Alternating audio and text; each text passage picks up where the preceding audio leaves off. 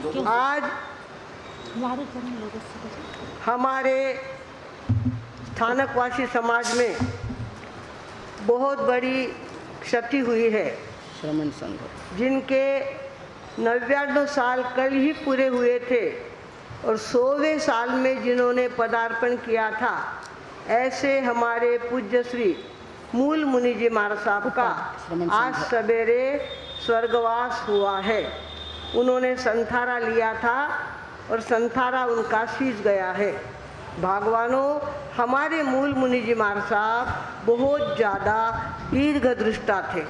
बहुत ज़्यादा बातें उनके ध्यान में आती थी और बहुत ज़्यादा ढंग से रहना उनको आता था। मतलब देखो, 99 साल पूरे किए तो ढंग से खाया पिया होगा, तभी तो 99 साल तक तबीयत अच्छी रही। मतलब उनको ढंग बहुत पता था, हर बात का ढंग आता था उनको, बोलने का ढंग, पद्धति उनको बहुत, पद्धति का बहुत ज्ञान था उनको। और वे मालेगांव गए थे, मालेगांव गए, काफ़ी वर्ष हो गए थे उनको। तब उन्होंने कहा था, आठे प्रीति सुधा जी ने बुलाओ तर श्रमण संग्रह काम हुईला। क्या कहा था? संघ को आवाज़ बड़ी मत करो। तो कहा प्रीति सुधा जी ने आठे बुलाओ तो श्रमण संग्रह काम हुईला। उसके 5-7 साल बाद हमारा वहाँ पे जाना हुआ और वहाँ जाने के बाद वहाँ ऐसा था कि श्रमण संघ के साधु मालेगांव को टालकर बाहर से निकल जाते थे, मालेगांव के अंदर नहीं जाते थे। सांप्रदायिक कुछ ऐसी कट्टरता थी। तो हमारे जाने के बाद गुरुदेव का बहुत ज़्यादा सपोर्ट था उसके अंदर, आचार्य भगवान का। और वहाँ जाने के बाद श्रमण संघ का वहाँ पे श्रावक संघ बना। इतना बढ़िया श्रावक संघ बना है कि आज भी श्रमण संघ के श्रावक संघ बराबर चातुर्मास करवाते हैं, स्थानक का निर्माण और चातुर्मास सफल होते हैं। वहाँ पर श्रमण संघ का बहुत बड़ा थानक बन गया, श्रमण संघ का बहुमंडल बन गया, श्रमण संघ की पाठशाला वहाँ पे तैयार हो गई। और इसके पीछे गुरुदेव का बहुत बड़ा हाथ था और हमारे लोगों की मेहनत थी। इस तरह से भगवानों, हमारे मूल मुनि जी महाराज साहब ने कितने साल पहले भविष्य भाकित किया था। तब हमारे तो मनी ध्यानी भी ये कल्पना नहीं थी कि ऐसा कुछ होने वाला है, पर हुआ। हमारे मूल मुनि जी महाराज साहब बहुत ज़्यादा प्रेमल स्वभाव के थे। किसी को खच्ची करना उनको अच्छा नहीं लगता था। हमेशा सभी को प्रेम बांटना, प्रेम के साथ रहना, ये उनका स्थायी भाव था। और उन्होंने अपने ज़िंदगी में कोई पंगा खड़ा नहीं किया, कोई लड़ाई झगड़ा खड़ा नहीं किया, कोई सांप्रदायिक कट्टरता का उन्होंने कहीं भी अपना उद्घोष नहीं किया। ऐसे हमारे मूल मुनि जी महाराज साहब 99 साल तक जिए। उनका जन्म पाली में हुआ था, पाली मारवाड़ में उनका जन्म हुआ था। उनके दीक्षा गुरु चौथमल जी महाराज साहब थे। चौथमल जी महाराज साहब भी ऐसे थे, लंबे लंबे हाथ, हाइट, बॉडी इतनी सुंदर थी, जहाँ जाते वहाँ भीड़ इकट्ठी होती और ऐसे ओपन प्रवचन देते। थानक उनको छोटा पड़ता था, हमेशा उनके प्रवचन ओपन में होते थे, हजारों लोग आते थे। मतलब राजा महाराजा भी उनके व्याख्यान में आते थे। उदयपुर राजा, जयपुर राजा, जोधपुर राजा सारे उनके सभा में आते थे। और उन्होंने अपनी ज़िंदगी में 7 बारों की आरती की है। आज भी बहुत ठिकाने वो आरती गाई जाती है। 7 बारों की 7 आरतियाँ उन्होंने तैयार की थी। ऐसे कई भजन चरित्र उन्होंने भजन बनाए। श्रीपाल चरित्र उन्हीं का बनाया हुआ है। ऐसे हमारे ऐतिहासिक पुरुष थे वो अगर संसार में रहते तो भगवान जाने क्या करते। पर ऐसे संत होकर के जिनके पास कोई संग्रह नहीं था, एकदम निर्लिप्त रहते थे, अलिप्त रहते थे और किसी प्रकार की कोई झंझट नहीं करते थे। बस प्रेम का वातावरण तैयार करना और प्रेम में रहना, ये उनकी जिंदगी का स्थायी भाव था।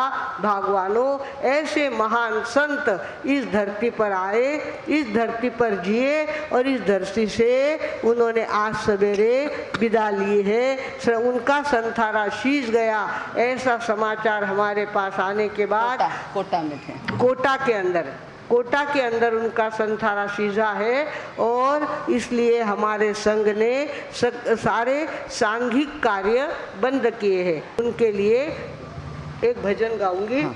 जगत को तारने वाले जगत में संत जन ही है। जगत को तारने वाले जगत में संत जन ही है।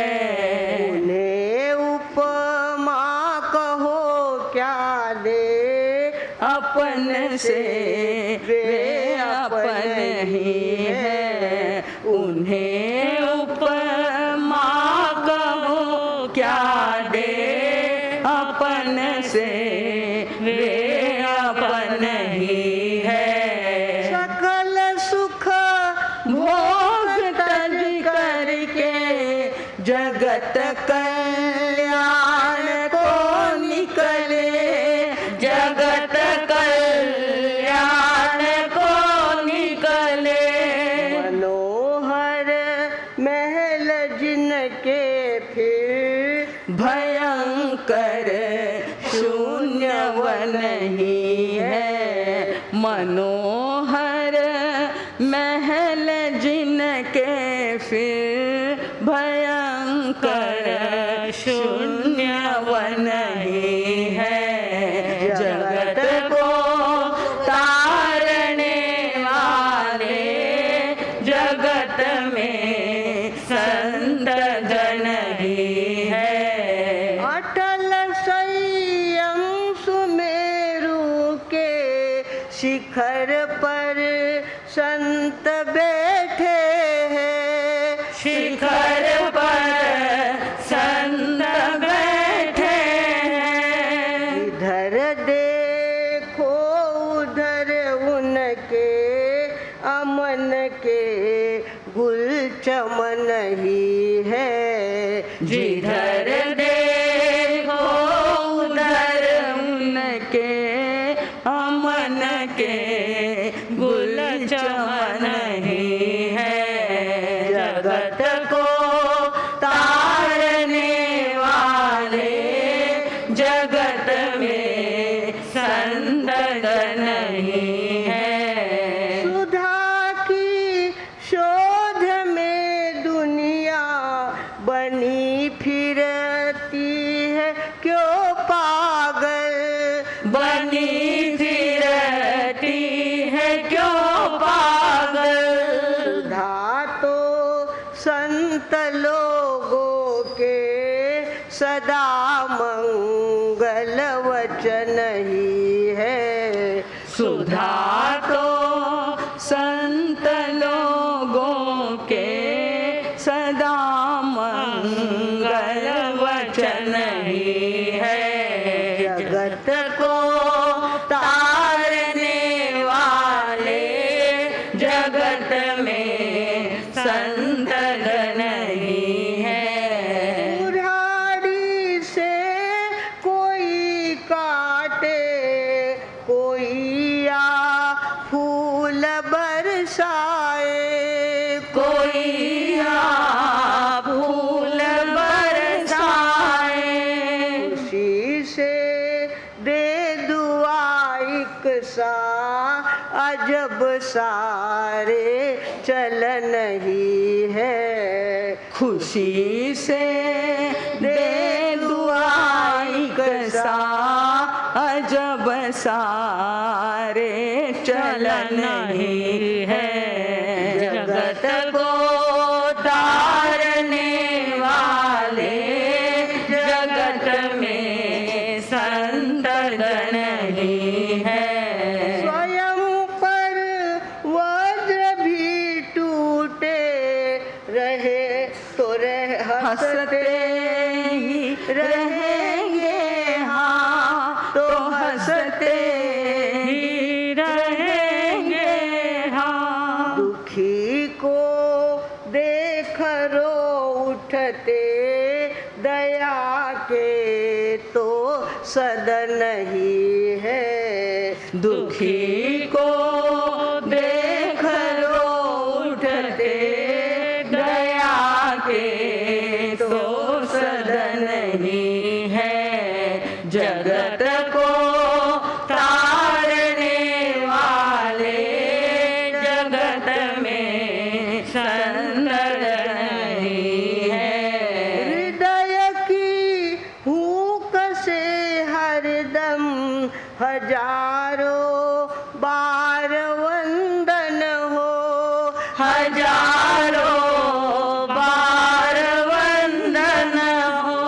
अमर अमरत्व के दाता संत पावन चरण ही है, अमर अमरत्व के दाता संत पावन चरण ही है, जगत को तारने वाले जगत में संत जन ही है।